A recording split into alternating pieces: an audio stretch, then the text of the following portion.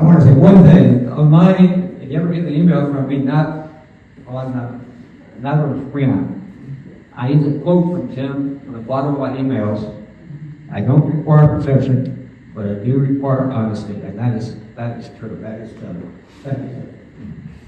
Okay. Thank you. Hello. Yeah. I usually wander around and talk. I see a lot of friends here. I got to be careful what I say because I have the press here and the vice president of the Republican Party to monitor my behavior. But I know most of you probably know me. But for those of you who don't, my name is Tim Rudduck. On December 31st, I had finished my last day on the job as a judge here in Clinton County after serving over 39 years. So I was in my 40th year. And Bill asked me, so it's been a month now. Anybody still working here? Anybody other than the young? Oh, Tom really doesn't work. It's not really. He enjoys his job so much. It's not really work. But I'm usually prepared in terms of having an idea of where I want to go when I talk to a group, whether it's third graders who are coming through the court or a little older folks like you and me. But today, Bill gave me the task of trying to condense 40 years of being a judge into about a 30-minute presentation. And as I pondered that this weekend, I said, I could talk about a lot of things. But I think what I really wanted to talk about is how I got to where I was able and blessed to serve for 40 years. Get into a little bit about the cultural changes that I think we've all observed over the past 40 years. And indicate a little bit about the court cases and where I find it most difficult as a judge to be a judge. Now, I'm a man of faith. I think a lot of you are a man of faith. So I'm going to start out, if you don't mind, with prayer. Father God, thank you for this day and getting us all up again this morning. Thank you for the men who are here and the blessing I have to be able to be here and talk about my experience as a judge, but more than that, as a human being for 76 years. I just pray the Holy Spirit is experienced here by us as we, and the Holy Spirit helps me to express the thoughts that are in my heart and mind. Thank you for Bill. Quite a character, love him to death. Thank you for him sponsoring this program, keeping it going, getting speakers, which is never an easy task, and just caring about our community and society. It's in Jesus' name I pray. Amen. Amen. Okay, where do I start? I was born on Valentine's Day, 1949. Now, why is that important? Because my mom was in college, in Wilmington College. She was raised in a fairly strict Church of Christ background down in Fincastle, Ohio. Anybody know where that is? In Brown County. Outside, you take Hillsboro, I forget that road, 62 or whatever goes out of Hillsboro. And her dad was in education, was either principal or superintendent, and she graduated at the age of 16, 17 in Wilmington College. My dad was a Navy veteran, served after graduating from Washington Courthouse, Ohio, and it was 2 years in the Navy. And believe it or not, he actually was a Navy photographer and was on Hiroshima in October of 1945, taking pictures of Hiroshima, and we have a few of those pictures. We called him, his friends called him Wild Bill, and Wild Bill got together with my mother, and I was born while they were in college. And you can understand perhaps why it wasn't necessarily planned. I can imagine Dad going down to my grandfather, who was a strict Church of Christ guy, and my dad, who actually during the Depression, his family had five kids. There were 5 kids in his family. He ended up living in the children's home with two other siblings. So he was, if you want to call it an orphan in a way, at the children's home. My mom was brought up in this very strict, you couldn't think of a more disparate relationship that produced me. I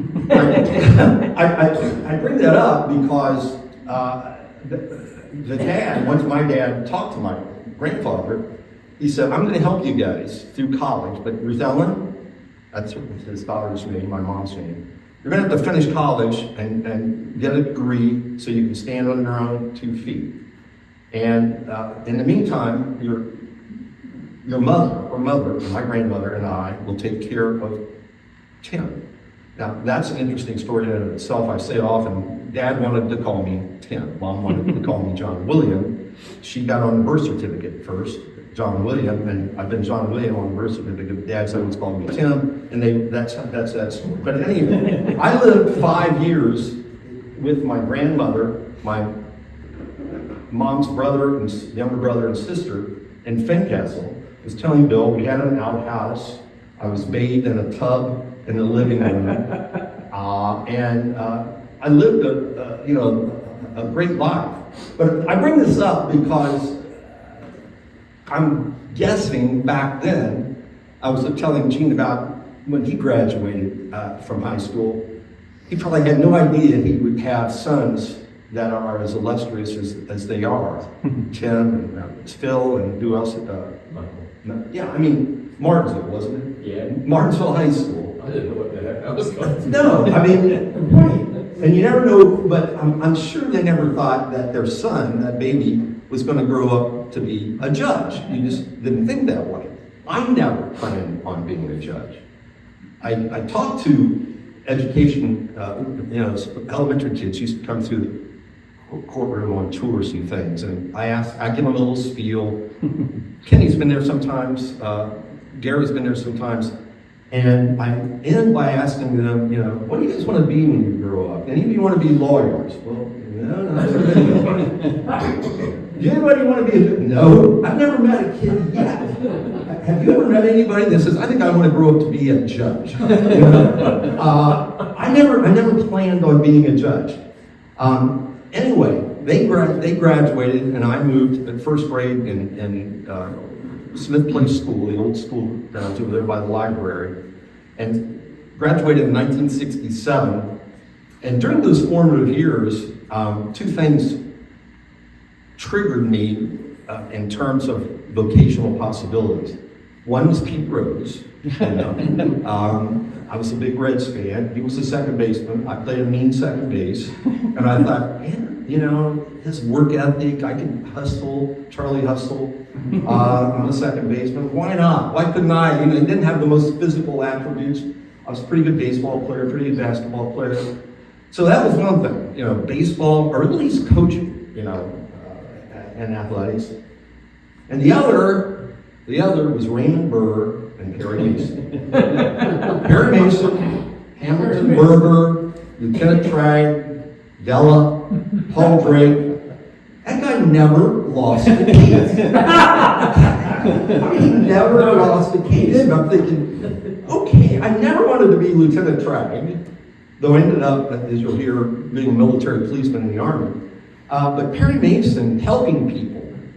And my mom and I used to watch that all the time. Dad wasn't too much interested. But I decided, if I can't be a baseball player, I could either be a teacher, like everybody in my family was in education, or I could be a lawyer. And I was unclear about what I wanted to do. And then in my junior year in high school, one of our classes, we were required to interview an individual, a business manager. And I chose one of my best friends, he's a man named Dan Buckley. We grew up together, and his dad is Fred Buckley. Maybe a lot of you remember Fred. He was probably one of the preeminent lawyers in Clinton County at the time. And so my junior year in high school, I went in and interviewed Fred Buckley.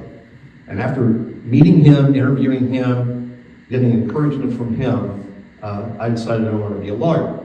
So, at Miami University, after graduating political science, spent my junior year in Luxembourg, which was an eye-opening experience, because up until then, I'm this farm, I don't want to call it, on a farm, except when I was 5 years old down in Fincastle, but rural community pretty much, and all of a sudden you're exposed to, right during the Vietnam War, you're over in Europe, when America wasn't that well appreciated because of the Vietnam War and what was going on, and our military wasn't as respected as it is today.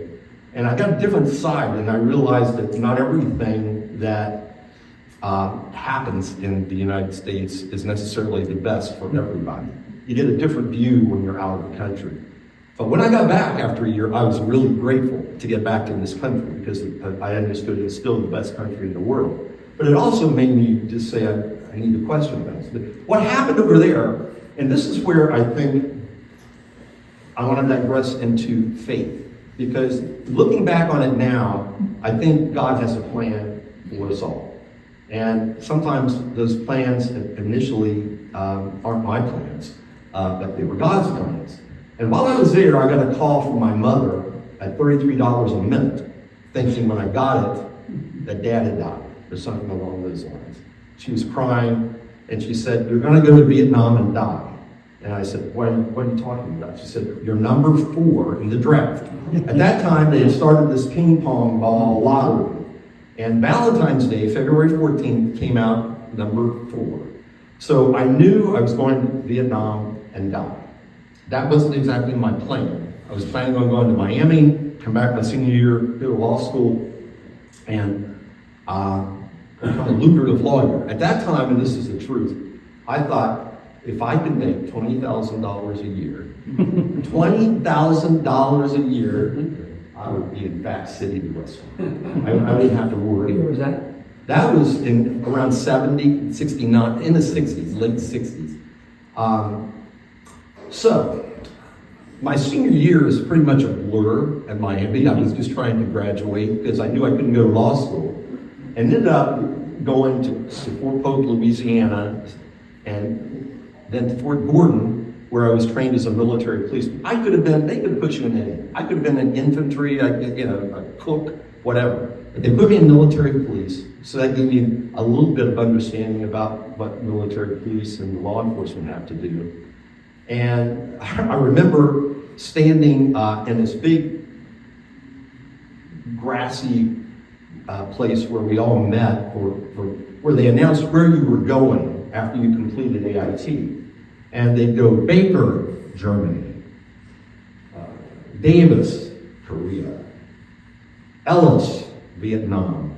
So we're getting down to the R's, okay? And I'm in Fort Gordon, Georgia now, understand that. And they go, Rudduck. They say, Savannah. And I thought, Savannah? Savannah? What's it? Savannah? Savannah, Georgia is just a stone's throw, down here. It's on the ocean. Thank you, Lord. So, they didn't give us the papers at that time. And I think I'm going to Savannah, Georgia. So me and a buddy got in the car for the weekend and drove there. It was a couple hours away. And there was a military police base down there. But there were 8 colleges and girls galore. I thought, thank you, Lord. And then my paperwork came through. And I started looking at it. And you had to take the present to where the station was going to be.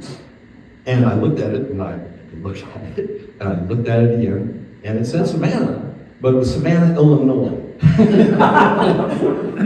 I thought, what is there?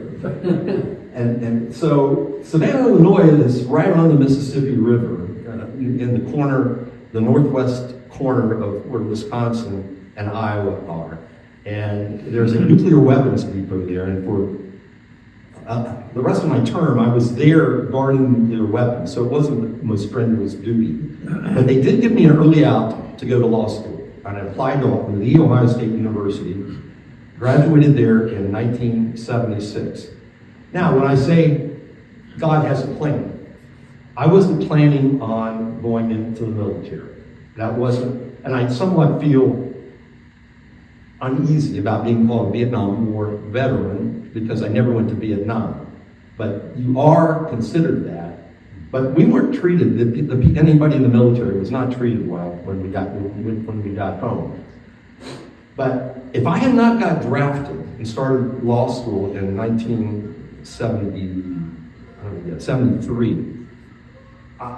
The following week, I wouldn't have met my wife, Lessons, which Glenn knows well, maybe some of you know well. She's been putting her toes in the water, as Tom will tell you here at Cape May, periodically while I trudge on at I call it the country estate. It's out 5 minutes away from here, where we have dogs, a Springer Spaniel. So she's been living here off and on. Tom's been very good. And then we've got a villa now. So I'm going to be moving in here, but I told her not until I'm ready. I'm going to transition like you and Christine are doing. You're doing it pretty quickly, though. That's pretty slow. And we're blessed. But the thing is, here's where it gets interesting, because I would have never met her. And I met her on the very first weekend that I was out of the military. And for me, it was, I don't think for her, but for me, it was love at first sight. And we ended up getting married in 1976. And I got a job with the Ohio Attorney General's office as an assistant Ohio Attorney General with the Public Utilities Commission. Now, the Public Utilities Commission isn't like your normal, all we do is handle appeals from orders of the Public Utilities Commission. That agency sets the rates and handles complaints about utility service, and they all go to the Ohio Supreme Court. So your first case is going to be in the Ohio Supreme Court as an assistant attorney general. I passed the bar in 1976. We got married in 1976, and my first case was in the Ohio Supreme Court involving a litigant, a woman who was a firebrand, like some you see on TV these days, who was denied a hearing at the Public Utilities Commission. Well, you just can't deny people their right to a hearing because she had some complaints. That's what the Public Utilities. So I'm up there trying to defend the order of the Public Utilities Commission, trying having they dismissed her without a hearing, due process. So she doesn't even have an attorney, and here I am. You understand why I'm getting it? Not the senior attorneys in the Attorney General's office. They gave that to me. And I was so nervous about my first court appearance, but I was ready. I didn't know, I had it all planned out.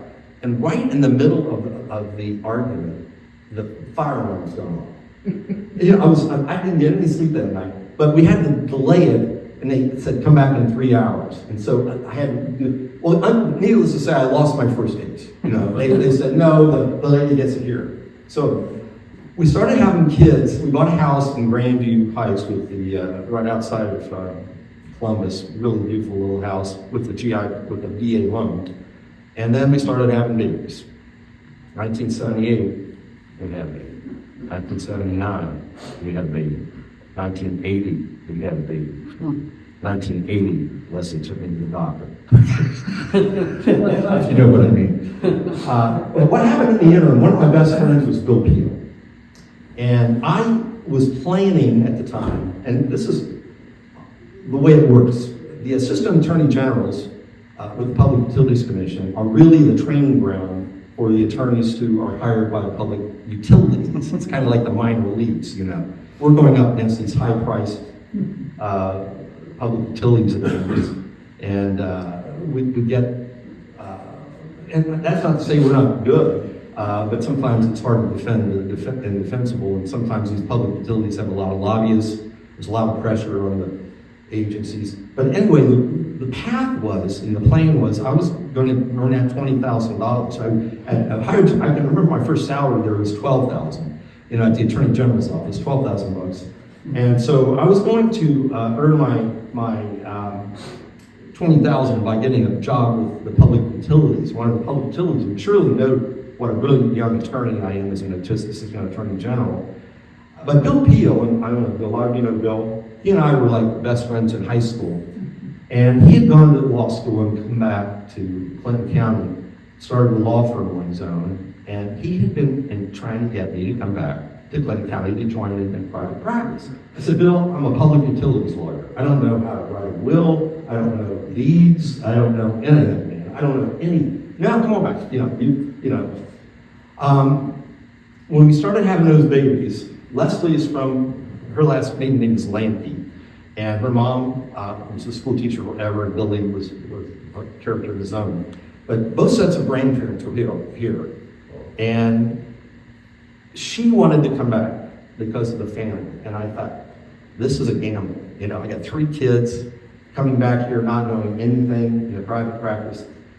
Well, anyway, God had a plan. You know, if I hadn't met Leslie, if I hadn't been in a draft, I would not be a judge.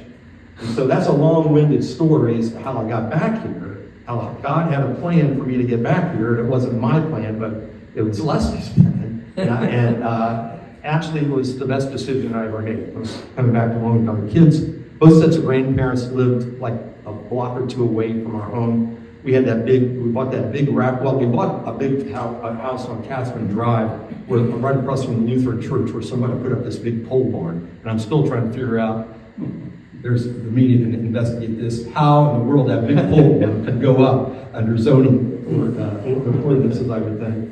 But that was a beautiful place, but we ran out of room and we bought a house across from, what's interesting about this, Bill McCoy and Mary Gunness, had a house with 3 or 4 children, and one of them was a little boy named Andrew McCoy. And we ended up buying the McCoy house, which is right above Galvin Park. It has this big wraparound porch, and we raised our family there. And Bill and I were doing really well. We situated the office right next to Buckley Miller. I don't think they were happy about that, but I'm sure we were cheaper and eager to start a business, and we were doing really well. When in 1984, my plans got changed again. I was up to well over 20,000, so I'd already reached my goal, Bill. So I was doing pretty well by now. And in 1984, in October, I got a call, and it was from Nancy Knapp. Nancy was the clerk of courts of what was then called the Wilmington Municipal Court. It was in the old, speaking of opera, the old Opera House, I think it was, the old building which is now a parking lot by the city building. And municipal court was founded in 1959. It is a statutory court. The common police court is created by the Constitution. It's in our Constitution. Every county has a common police court. Municipal courts, county courts, are created by statute. And so in 1959, any of you ever been in mayor's court? A mayor's court? We had a lot of mayor's courts around here. You didn't even have to be a lawyer to be a mayor. You know, like Andy Griffith, that sort of thing. Anyway, in 1959, this legislature enacted a municipal court, a part-time job for Wilmington, for Clinton County, but for some reason it was called the Wilmington Municipal Court. Frank Jandes, any of you know him or heard of any Frank Jandes? He was a teacher, I believe, down in Lancaster at one time, and he took the job on a part-time basis. And in 1979, it became a full-time position, and Judge Jandes was the judge throughout that entire process. We came back in 1979, Leslie and I started practicing before Frank. Later found out he was related somehow to Leslie's side of the family. And in 1980, his niece was the clerk of courts of the Wilmington Municipal Court. 1984, I get a call that Frank had 1 more year plus 2 months left, 2.5 months left on his term. The judges have 6-year terms. So his term ended on December 31st of 1985. And he had written a letter to Nancy that says, I hereby resign as the Wilmington Municipal Court Judge effective December 31st, 1984, and I appoint Tim Rudduck as acting judge for those months. He had never said a word to me about being acting judge. I didn't know he had it in his mind, but I also knew January 1st, I wouldn't be the acting judge anymore, because then he was a judge. He was going on vacation, and he took off for Florida without telling me anything. I don't know what was going on. He never did tell me. But I thought, okay, you can still do as an acting judge the private practice. Bill and I could still do that, and I ended up being the acting judge till the end of December 31st of 1984. Governor Celeste, who was a Democrat, was not wanting to appoint a Republican to the bench, understandably. So the problem was there aren't many Democrat attorneys in town that he could appoint. So he was loath to appoint anybody, and instead, I don't know if you remember Dick Celeste, he was a brilliant guy, a Democrat. I think Ted Strickland, I think, is the last Democrat governor, and he was a big man. But Celeste would not appoint a Republican, and that was okay because the primary was coming up. And I had to make a decision. Did I want to run for that position, give up private practice because this was a full-time job, and leave Bill with all the cases and all he'd done for me, or take this position at quite a paid reduction from what we were making to spend more time with the family and be able to coach baseball teams and that sort of thing. And yes, you told me what to do. The Lord, but also Leslie. And she said, no, you need to run for this. And I said, well, I guess if we lose, I've still got private practice, Bill and I. So I went in and talked to Bill, he was understanding. And I ran and I won the primary. And I'm thinking that was in May. Surely, I'm going to be elected. There's nobody on the ballot except me in November. And yet, Governor Celeste would not appoint a Republican. So finally, Blackie Floyd, Dick Babb, and I think Jerry Bryant went up there and said, look, we're spending a lot of money here on you appointing judges because they were coming here from Cleveland, they were coming here from Columbus, they were getting lodging here that the county was paying for. This kid is only 35, I know, but he's going to be the judge because there's nobody on, would you please appoint him? And so I won the primary in May, and then on September 12th, finally, in 1984, I got a call from the governor's office. And they said, can you get up here tomorrow? Governor Celeste wants to swear you in as the acting judge, as the judge till the end of the year, and then when you win, you'll take office. And I thought, geez, that's not giving Bill much time to take on my cases.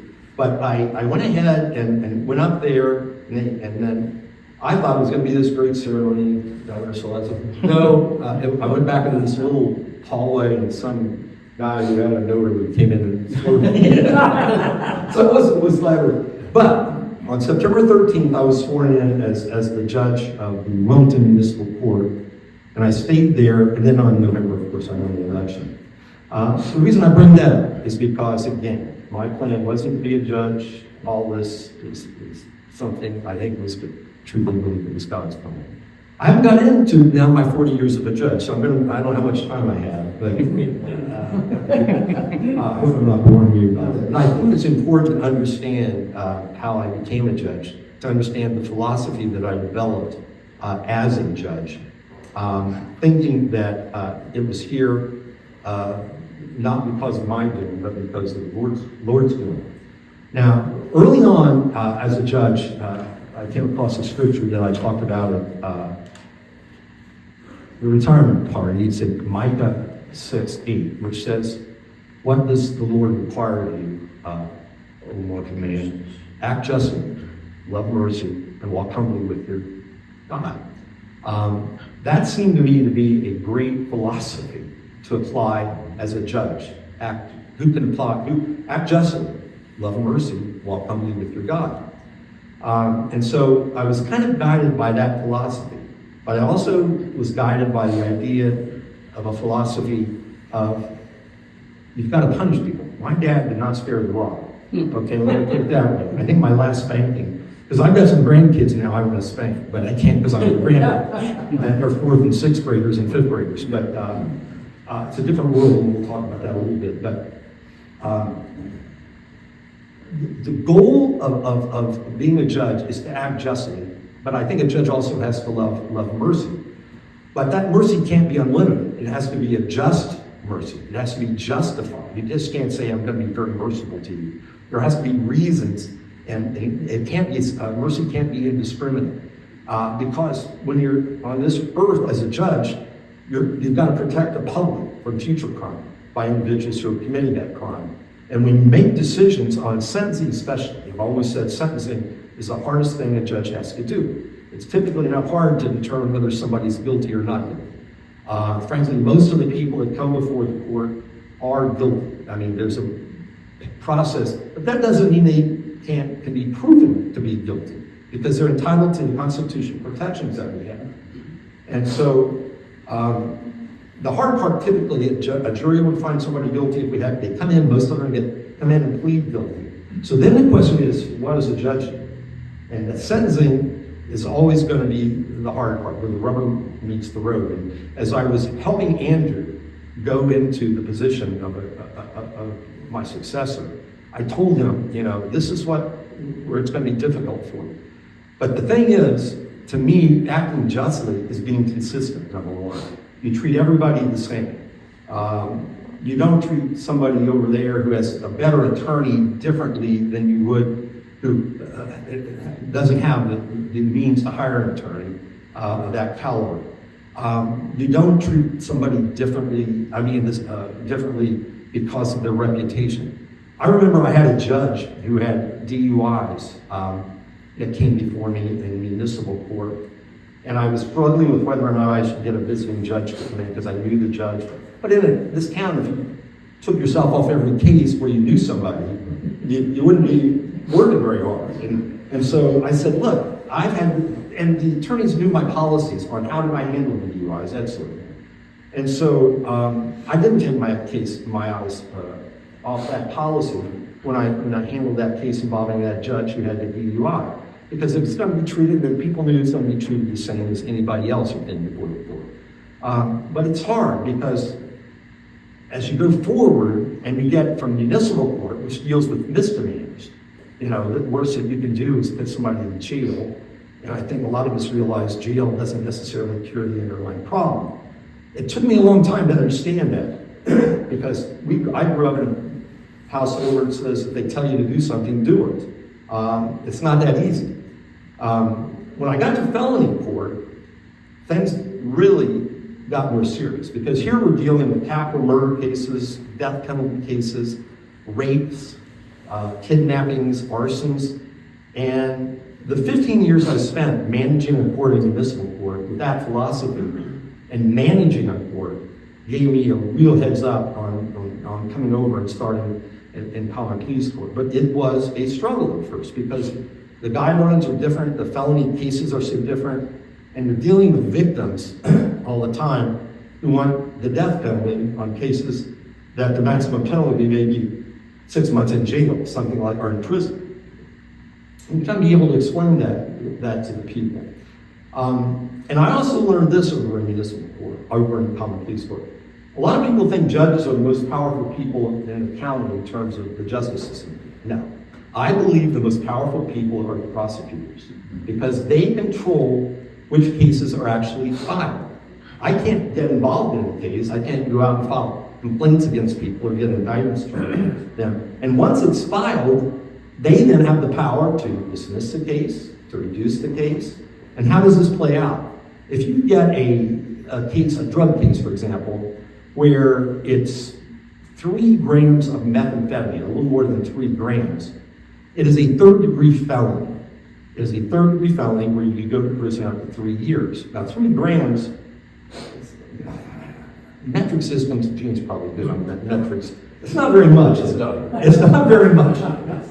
If you have 2.99 grams, it's a 5th-degree felony. So when they come in and they've got 3.01 grams, they can decide, I'm going to treat this as a 3rd-degree felony, for which there is a presumption a judge will send them to prison, or I'm going to treat it as a 5th-degree felony and just say, okay, give or take. That lab test could be 2.99, and that makes it a 5th-degree felony. This is extremely important in sex cases because they have cases where if you have children under 13 involved, you're talking about life in prison if they are found guilty. And they can either then, if they charge you, if they overcharge you, for example, they know they have a good case, they can overcharge and hope to get you to plead guilty to a lower. And it drove me crazy sometimes when I felt the prosecutor would overcharge. And I would call them back into my office and I say, what makes this so different from this other case? The consistency.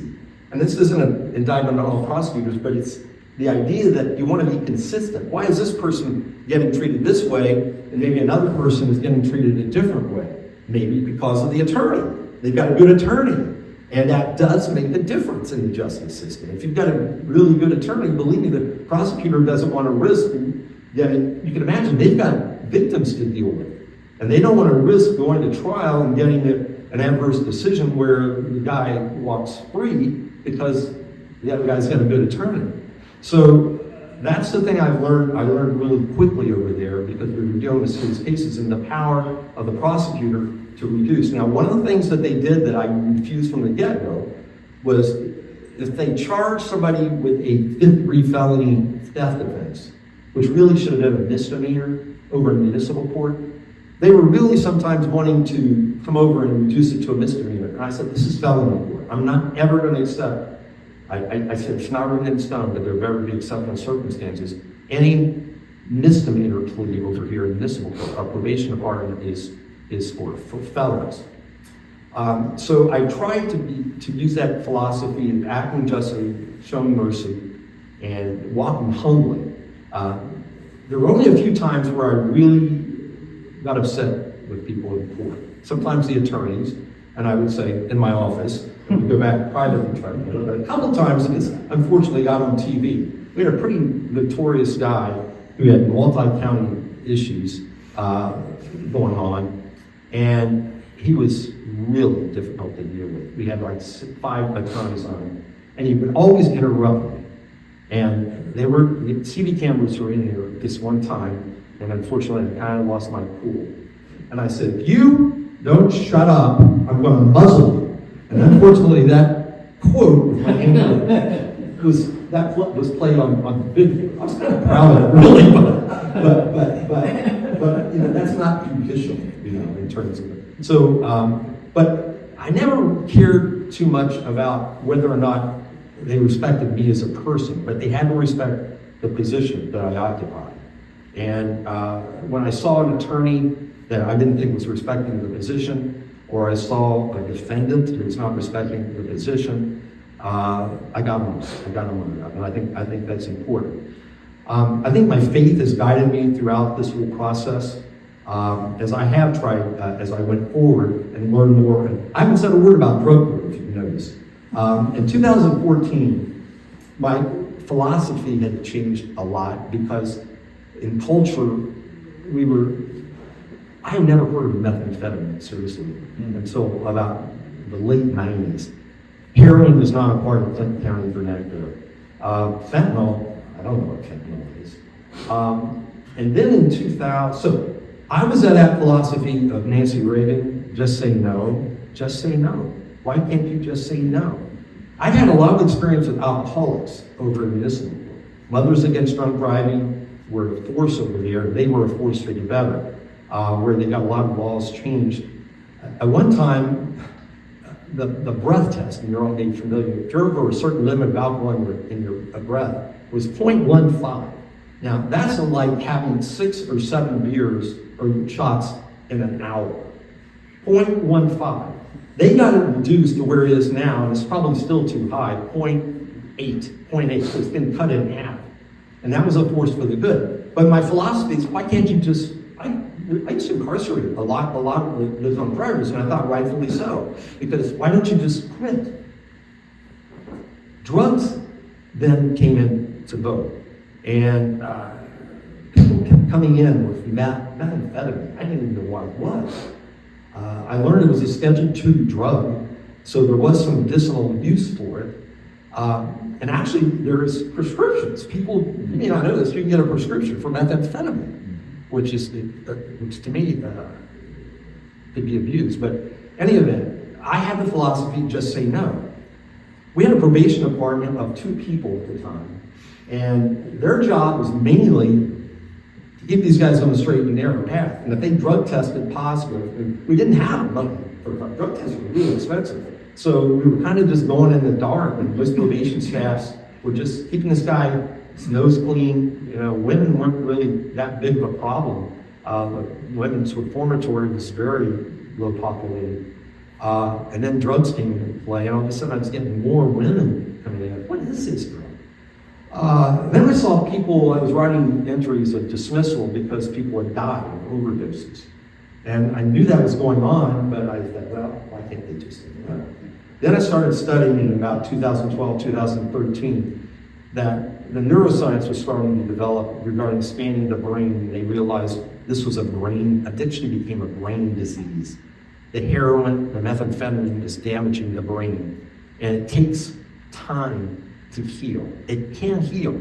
Heroin was very difficult to get off of. Methamphetamine, the stimulant, is very hard to get off of. And I learned just putting these people in prison or sending them to jail wasn't going to solve the underlying problem. Now, culturally, what's changed over the years? So that's when the drug court got developed. And I've talked about drug court already many times. It was developed to try to reduce the stigma of addiction. There was much law enforcement resistance to it, quite frankly. There's a lot of public resistance. But my last graduation, we had 14, at the 14th graduation, which we're always doing at church, because it's like a revival. My grandmother down in Penncastle used to take me to these old time revivals. And it's like a rebirth. And so we always had it in a church. We ended up having 64 total graduates from the drug court in the 14 graduations. We think, well, that's not a lot for a 10-year. Well, the term of the drug court is close to 2 years, and they have to stay off drugs and alcohol for the entire period. They have to call in every day, come in potentially to be drug tested.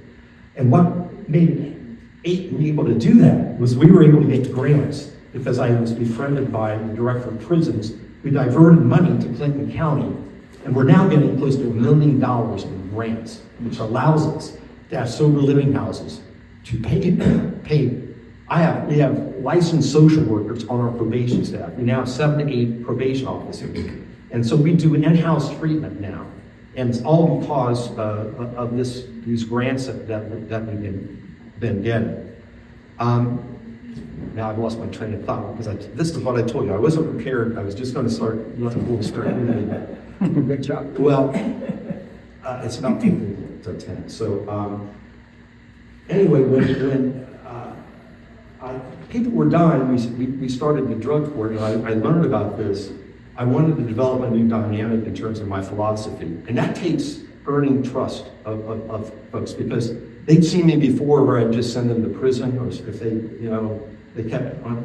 I would maybe give them, if they had a positive drug screen the first time around, I'd say, okay, we're going to give you a pass on this one. Even though, if you think about it, if you have a positive drug screen for meth or heroin, you've committed another felony. Now that can't be proven.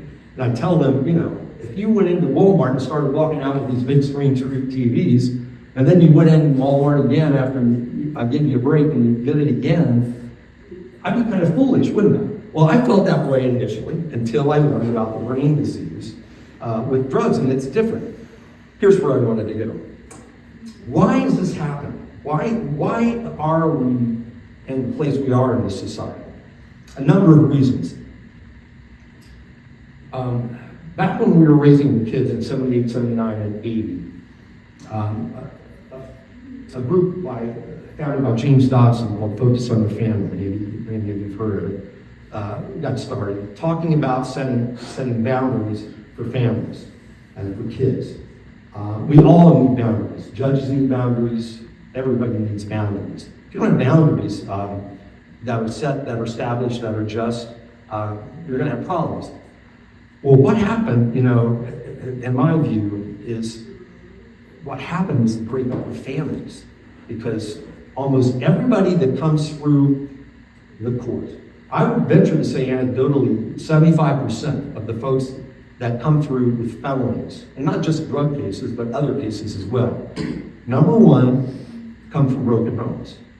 Number one. So you've got, for whatever reason, and there's always multiple reasons, some of them are justified, but the broken home situation is the one thing that I see that is so different from when I took office back in 1984. I grew up in the June and Ward Cleaver, Beaver, world, Ozzie and Harriet world. And now that world's gone, and I don't know whether we'll ever get it back or whether we should. But the broken home. But then the other thing that occurred was the proliferation of drugs. I was never an advocate, even it turns out that for medical for marijuana. I know there's a medical use for it, but it was being abused. And then once it became, it's a Schedule 1 drug, federally. Schedule 1 means there's no medicinal purpose for it. It's still on the books as a federal law. So the feds could come in, enter you on marijuana right now, and that is the fastest growing group that's using it. I don't trust it. I mean, I'm just saying, it hasn't been tested long term. And we don't use, even when it became recreationally possible to use marijuana, we don't let people on probation use marijuana, even though it's illegal. We don't let them use alcohol. We don't let them use beer.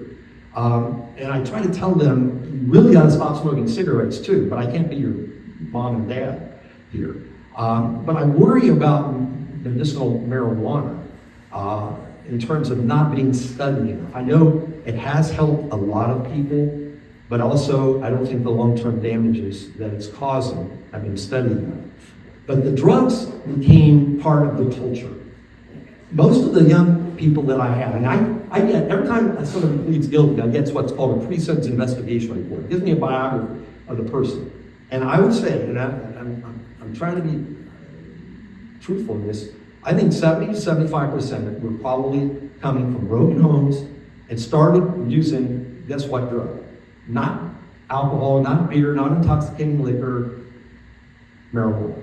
That was, and so this debate about whether it's a gateway drug, I'm not a scientist. All I can tell you is anecdotally, they didn't start out on heroin. They didn't start out on fentanyl. They didn't start out on methamphetamine. They didn't start out on cocaine. Their first drug that they ever used, because we asked that question, was marijuana. And a lot of them started doing it at the age of 13 or 14 years of age. A lot of them, their parents were using marijuana. They get into that. And so just, I believe, anecdotally, it's a gateway drug that leads into it. So that's why I bemoan the idea that we just accept the use of marijuana as a safe drug. I don't think it's been studied anywhere near what it should be, because it was a Schedule 1 drug. And it's already been determined that it's not, by the feds at least, that there's no medicinal use for it. There's no reasonable grounds. So, let's see. Is there anything else I want to tell you about that? I think the biggest evolution, and I think we are on the forefront of this for us, a community our size, was our probation department. The drug court worked not because of me, it worked because we had enough resources here. A lot of rural communities lack the resources to do what we did here. One of my biggest accomplishments, I think, one of my best friends was Judge Rocky Koss from Highland County. This, you want to talk about a hard-ass prosecutor who was a judge. They say, oh, we need Judge Koss up here to deal with these drug addicts when the drug court was just started. I got Rocky to start a drug court down there in Highland County. Rocky is so excited about the drug court now because he now sees the recovery that is possible. I want to close by just saying this. I've seen through my tenure as a judge that the line between good and evil is a very thin line. I've seen good people do very bad things. Conversely, I've seen bad people, if we want to characterize them as bad people, do some really positive and good things. And anybody can make a mistake. And I believe everybody is redeemable. And so I never gave up on anybody that was before me. And so when I sent them to prison, and there were very few I had the maximum sentence, but there were some, because I can't say I never give up on everybody. I don't give up on anybody.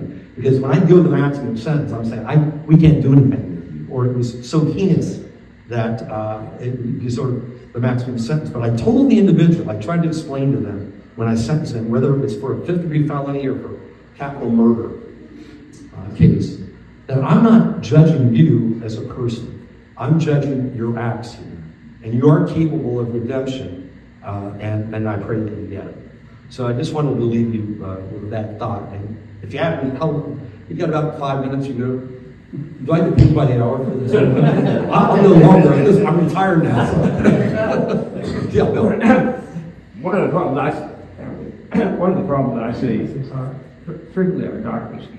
My wife and I were 10 years ago, were in a rehab in Indiana for knee replacements.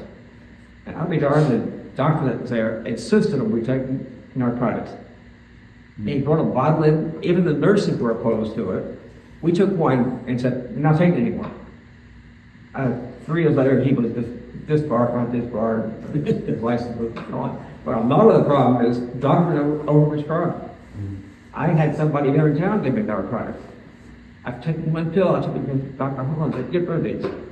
And I don't know. Have you had this experience? Well, I don't, did you all hear that? Well, this was particularly problematic during the opioid epidemic when Oxycontin, and you've all seen the memoirs, because the doctors then were between a rock and a hard spot.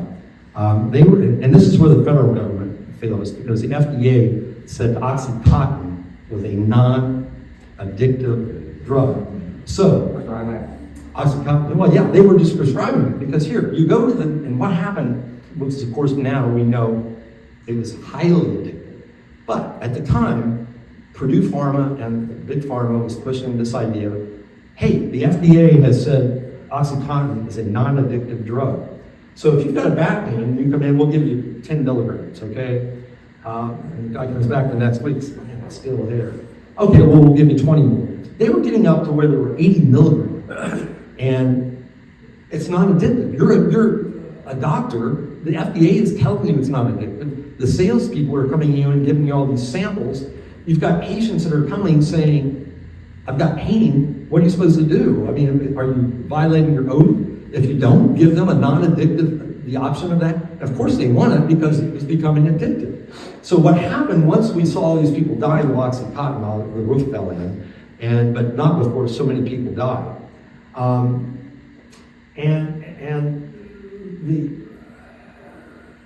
We went on to different drugs then, and you don't see them prescribing methamphetamine, you don't see them prescribing heroin. Fentanyl is an end-of-life drug, but the cartels started importing it in here, and the people went from who were on Oxycontin. I mean, when you talk about good people do bad things, that the Oxycontin is where it really was pointed out, because I had housewives of doctors who got hooked on Oxycontin. I had a doctor, a beloved doctor in town, who got hooked on pain pills because he thought it was, and it got disbarred locally.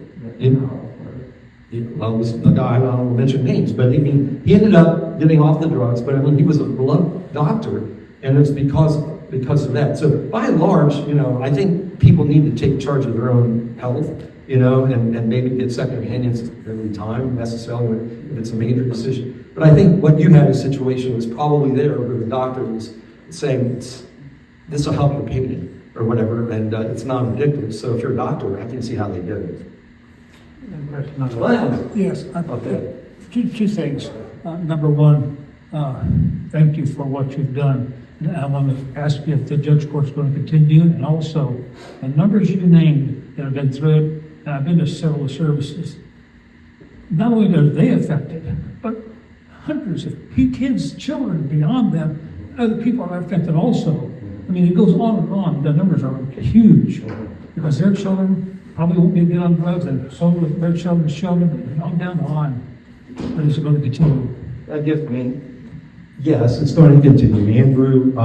Andrew came over he was a county prosecutor, and I was really concerned after all these years that the successor to me would be somebody who would be like-minded. As I said, we moved into Andrew's house. I knew his parents forever, and we mentored him when he was a law student at the University of Dayton, so I've known Andrew quite a while. And he was my first choice to replace me, because I knew he had the judicial temperament and the idea of acting justly, loving mercy, and walking humbly with your God that I wanted to bestow upon him. He came over because he was the prosecutor. We worked it out with commissioners where Andrew came over September 1st of last year and I enjoyed this, having a staff attorney. He was my staff attorney. So I had him doing all sorts of research and helping me, and I I learned I should have had a staff attorney. I wouldn't have had to work this whole time. That's a side note. Is when I came over there, we had, including the judge, we had 7 people working. When I left, we had 6.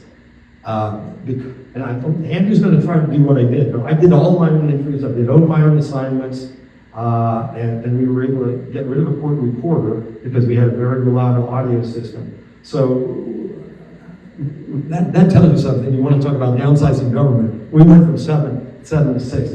That second point you made is the biggest point that people don't understand. When they just look at the number, 64 graduates, to me that's 64 lives. If that was just the end of the story, it would have been it's a success. That doesn't mean these people don't relapse. Drugs are hard. Life is hard. And I tell them that it's not the end of the journey when we put the medallion on. You've been to the graduation, you've seen, okay, well, I'm happy you were able to see that. So it is kind of like a revival. But it does affect. The greatest joy I got is when I see kids reunited with their addicted parent, bring those families together. And the last one, we had a daughter of one of the graduates who got a job, bought a house while she was in drug court, and got reunited with her family, who spoke about that. And it was a powerful message about it transcends just that individual, because it has an impact on the community as well, even the law enforcement, because they told me, I can't believe this guy's doing that well. I can't believe. But there is pressure, you know. When you get applauded, when you get all these accolades as a drug court graduate, publicized by the media, Gary did one great jobs, and that service he did, the News Journal covering our drug court, was instrumental in changing hearts and minds about drugs, helping people. Everybody was affected during this opioid epidemic. We were losing people. And I'd like to say nationwide we learned our lesson, but you know, I think when we started drug court, we had something like in the nation 35 to 40,000 overdose deaths. That's a lot. In 2014, 2015. I think you probably hear me. I want to thank you, Jeff. I really enjoyed your talk, and I can tell it came from your heart. But personally, I want to tell you, one of the most important life lessons I learned was there's consequences to our actions. When I was young and I did something to disobey my parents or did something I shouldn't do, I knew that I was going to face consequences. And therefore, I would think twice about doing that again. Well, when you think about our law and order today, there is consequences to your actions. And I'm sorry, but a lot of times it doesn't seem like people have to pay the consequences. But in real life, even though Tim was a judge and he was, I'm sure, in many trials, all of us from time to time will go through a trial in our life. 6 months ago, I went through a trial when my wife of 34 years passed away. Your trial might be an addiction to something that drugs or alcohol that you can't overcome. It might be a physical issue or a health issue or physical disability. It might be a broken relationship. Whatever that trial is that's going to come in your life, you know what you need? You need someone to go to give you counsel and wisdom. And I've learned in my life that when I have a trial, in the space of 6 months ago, I go to God. And God is kind of like Judge Rudduck. He has the wisdom and the authority to give you the counsel that you need. There you go. I'm comparing you to God there. I just got promoted, man. I'll tell my wife. There you go. Don't get a big head. Except God doesn't think he's a judge. But he will judge. You know, I'm sure that's a hard thing to do as well. But yeah, and these people have consequences. You know, that's the misconception. I mean, would you want to call in every day for 18 months to 2 years to see if you have to come in for a drug? I mean, that is consequences. They go to jail. If they test positive for drugs, it doesn't mean we throw them in jail and lock them up forever or send them to prison. They know they're going to spend a couple of days in jail. Studies say it doesn't matter how. Now, the other thing is these are non-violent cases. When the drugs have interfered with other people, that's a different situation. I'm not saying we don't sometimes take those to people who may break into a garage and steal things or walk out of Walmart, but mainly these people are hooked on drugs. And if it triggers, and we have a program called the STAR program, which is a community-based correctional facility, which is a lockdown facility, which has vocational training. And remember what I said about consequences too. These people don't have anybody to go to, a lot of them. They're from broken homes, their parents may be on drugs, and that's the cycle. And we've got young people here. I'm encouraged, honestly, about our young people. I think I see a new commitment to trying to deal with our society in a way that is better than the baby boomers have left them. You know, I've spoiled my kids. I love my kids. I've spoiled them. They've got great hearts. But I see sometimes in it could be old age too. I see the grandkids, you know, when I have them in my house, what did I just say? Rats. Usually it's rats. I don't So, but I appreciate that comment. Glenn, your point is really important because with Gary's help, and I can't underestimate that, the coverage that he gave us through the News Journal, and we're covering our graduation. Gary still goes to the status. Have you been up since Andrews ago? Well, I was sick in January. So. Okay, well, go and give me I'll be here Friday. Yeah. I've been trying, we have hearings out there, the first Friday of every month, all of them are there. And there's a third Friday of every month where the people are just starting out of there. And Andrew's going to have to deal what I was. But you say a point there that they have to, they need a father figure almost. And that's what the judge becomes in there. And they've got to trust the judge that he or she will not be hammering them if they screw up by using drugs. We have another mantra, and by the way, I don't require perfection, but I demand, not requirements. I demand this. And they have to read that. And that's the mantra. And the other one is, if you're serious about recovery, don't run from us, run to us. Because your natural default position, if you're a drug addict and you've been in the system before, is to run. One guy, had been in for a while and was about ready, about a year in, and he got stopped for a violation, a traffic violation. And he said, "You gotta take it. We're not gonna kick you out of the drug court." But he said, "That's the first time I've never run from a cop." So I thought that was progress. So, do you have any other questions? Yeah. Just briefly. Has Clinton County, has the U-Turn Drug Court received any funding support from the settlement in the opioid lawsuit, of which Clinton County was a litigant, among many other counties? You've hit a sore point. Okay, I was hoping so. Yeah. Let me finish the thought before. 40,000. The last 12 months that they've reported on overdose deaths. I'm going to go back to this first. And I think it was around 40,000 back in 2014, 2015. I could be wrong. We had something like 14 overdose deaths in Clinton County back then, and I thought that was too many. It went up, it's gone down, but it's still in the 20s overdose deaths. It's not publicized because the news journal's not the news journal anymore. The media was praising the fact that the overdose deaths went down approximately 3% to over 107,000. 107,000, I believe, overdose deaths. I use that example of the Horseshoe, Ohio State, Michigan. There's over 100,000 people there dead because of a preventable disease of drug addiction. And that's why I'm saying sometimes when you're in this business, you're like that little boy that's putting his thumb in a dike. And I told people when we started drug court, we can't control what happens in Washington, D.C. or Columbus, but we can try to control what happens in Clinton County. And that's what we try to do. Now, since the county commissioners I met with them last year about this settlement. Now, this is the report I think I got, and it's subject to check. I think Clinton County, at least initially, has over close to $200,000 in a fund that my nephew, as a treasurer, is investing wisely for them, and it's growing. Those funds are supposed to be used to fight the epidemic.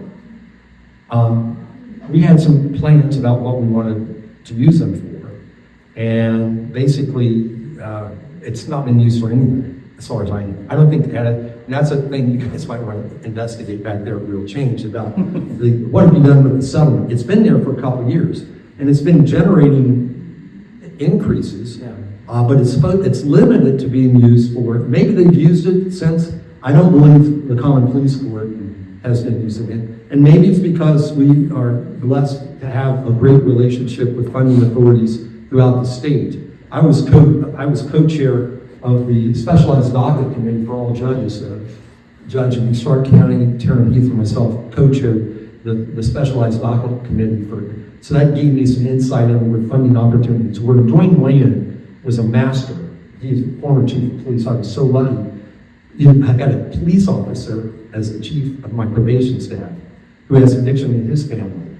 And he's got credibility with the law enforcement. And so that was a big thing. But maybe the county commissioners, and I don't want to speak for them, have decided not to use that for us because we're getting close to $1 million in grants right now. But we did have a specific project. What we really are in need of is housing. And I see that's at the forefront of a lot of people's minds. Sugar Tree Ministries, for example, I'm a big supporter of Sugar Tree Ministries. I think they do God's work. If that facility was probably at a different location, not on a main thoroughfare, I think that's a goal that should be talked about. I talked to them about one of the hotels becoming a residential program place for drug people, but there's costs associated with that. It's not easy, but it can be done. We now have sober living houses that we didn't used to have. We have 5 or 6 service providers. At one time, when you started covering us, we had 1. Everything's expanded, so the resources are there. It's just the will and the commitment for people to get help and to have the courage to do that. And just quickly, I know Pickaway County, which is where Circleville is, the county seat, they used some of their money from the lawsuit for a homeless project because a certain percentage of the homeless do have drug and alcohol problems and addictions. They came up with a Soap and Hope project where they're converting a trailer where there will be showers and you can do your laundry. Well, the homeless people are hopeless. I mean, a lot of them are hopeless. They're not there by choice. I've had a few who like to live outside. Right. You know, there are, and you're right. But a lot of them are hopeless. They have financial issues, they have personal issues, they have depression, mental health issues. That's still an area where we are in need of more work here, mental health.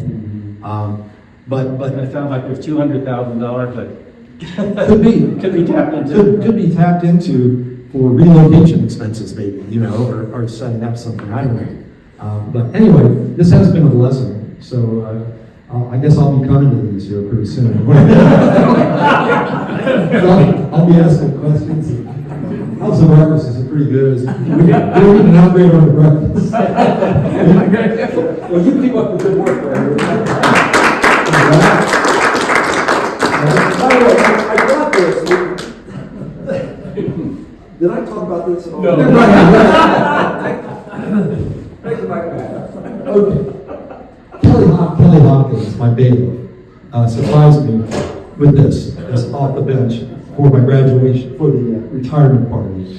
And the reason he did it is because I said, as attorneys were coming in, they said, what are you going to do with your retirement? What are you going to? Well, I've walked through Walmart twice. I've been to Target once.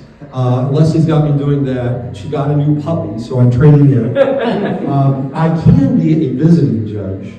But where Andrew needs to go on vacation, I can be appointed by the Supreme Court to be a visiting judge. But you got to be off 4 months.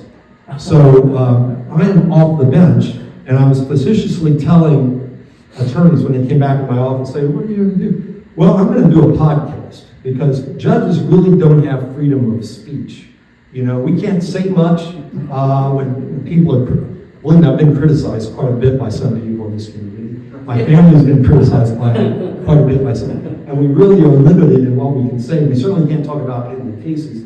But now I'm off the bench, And I thought, maybe my free speech rights are restored. And I'm gonna do a podcast. And all the attorneys were in love with it. We could talk about legal issues, and I could talk about defending my family, defending people's cases, talking about the crazy problems we have culturally with social media. And so he got me this off the bench because he's trying to encourage me to do that. I'm not ruled that out yet. But if I do that, I can't really be a visiting judge and help out Andrew. So I'm trying to, but God has a plan, right? So I know what it is. Say what I really appreciate about you try to put your faith into practice. And that really that's really very, very positive. And that's my admiration for you.